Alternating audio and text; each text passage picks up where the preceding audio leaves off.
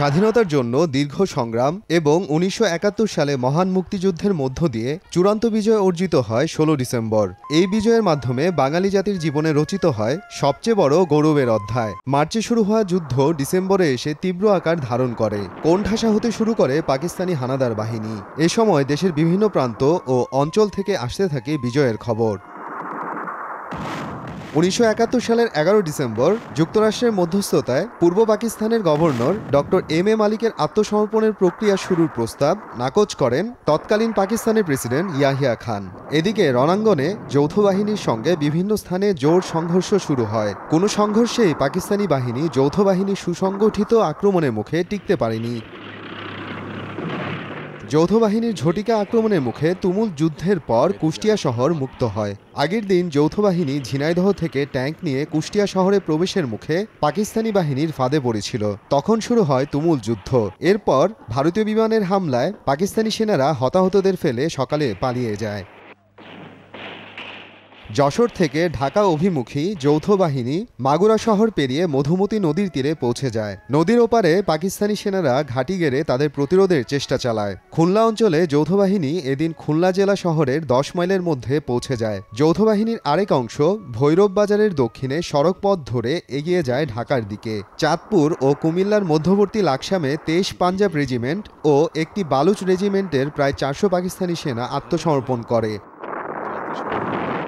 এদিন পাকিস্তানি বাহিনীর সেনারা বেশিরভাগ স্থানেই যৌথ বাহিনীর বিরুদ্ধে দাঁড়াতেই পারেনি। বাধা দেওয়ার চেষ্টা চালালেও শেষ পর্যন্ত তারা হয় পালিয়ে যায়, নয় আত্মসমর্পণ করে। তৎকালীন ২৪ ঘন্টায় প্রায় ২০০০ পাকিস্তানি সেনা আত্মসমর্পণ করে। এদিন যৌথ বাহিনীর সদর দফতর থেকে বলা হয়, জামালপুর ও ময়মনসিংহের পতনের পর ঢাকার সংকট ঘনীভূত। অপেক্ষা এখন যৌথ বাহিনী ঢাকা দখলের লড়াইয়ে।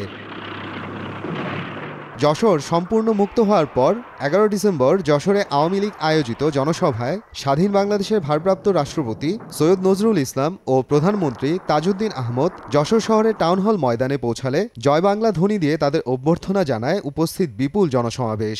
এদিন তারা কয়েকটি গুরুত্বপূর্ণ সিদ্ধান্ত ঘোষণা করেন। এগুলোর মধ্যে অন্যতম ছিল ট্রাইব্যুনাল গঠন করে যুদ্ধাপরাধীদের বিচার, জমি ও দোকান ২৫ মার্চের আগের মালিকদের ফিরিয়ে দেয়া, যে কোনো ধর্মের যে কোনো নাগরিকের ধর্ম পালনে বাধা সৃষ্টি করলে কঠোর সাজা দেয়া।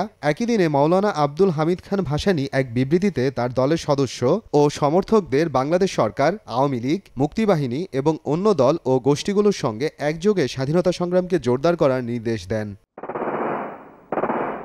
১০ ডিসেম্বর মিত্রবাহিনীর ভুল তথ্যের ভিত্তিতে ঝিনাইদহ থেকে ট্যাঙ্ক বহর নিয়ে কুষ্টিয়া শহরে প্রবেশ করলেই শুরু হয় পাকিস্তানি বাহিনীর সঙ্গে যুদ্ধ। আর এটাই ছিল হানাদার বাহিনীর সঙ্গে মিত্রবাহিনীর সম্মুখ ট্যাঙ্ক যুদ্ধ। পরে মিত্রবাহিনীর বিমান হামলায় বিধ্বস্ত হয় পাক হানাদারদের দুর্গ। তোপের মুখে ১১ ডিসেম্বর ভোরে পালিয়ে যায় পাক বাহিনী। মুক্ত হয় কুষ্টিয়া।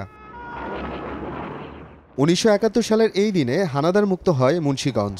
এছাড়া দিনাজপুরের ডিমলা এবং হাকিমপুর উপজেলার সীমান্তবর্তী এলাকা হিলিও একই দিন মুক্ত হয়। ১১ ডিসেম্বর বিকেলে সম্পূর্ণ শত্রুমুক্ত হয় ব্রাহ্মণবাড়িয়া জেলার আশুগঞ্জ উপজেলা। একই দিনে হানাদার মুক্ত হয় টাঙ্গাইল। ১৯৭১ সালের এই দিনে বাংলার সূর্য সন্তানরা পাকিস্তানি হানাদার বাহিনীর কবল থেকে টাঙ্গাইলকে মুক্ত করে। এদিকে লাকসাম রেলওয়ে জংশনের উত্তর পেরুল তেঁতুলতলায় মুক্তিযোদ্ধারা পাকবাহিনীকে প্রতিরোধ করে। মুক্তিগামী জনতা পাকবাহিনীর সঙ্গে সম্মুখ লড়াই চালিয়ে গেলে ৮ ডিসেম্বর থেকে ১০ ডিসেম্বর পাকবাহিনী পিছু হটে যায় এবং ১১ ডিসেম্বর লাকসাম অঞ্চল হানাদার মুক্ত হয়। মোহাম্মদ আফরানুল ইসলাম, সময় সংবাদ।